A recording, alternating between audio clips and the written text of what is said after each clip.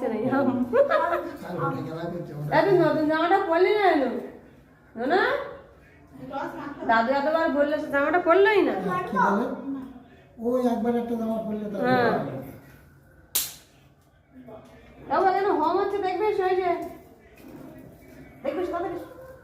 বাবা কি বলো এরকম করতে তো কখন ঢুকে পড়বি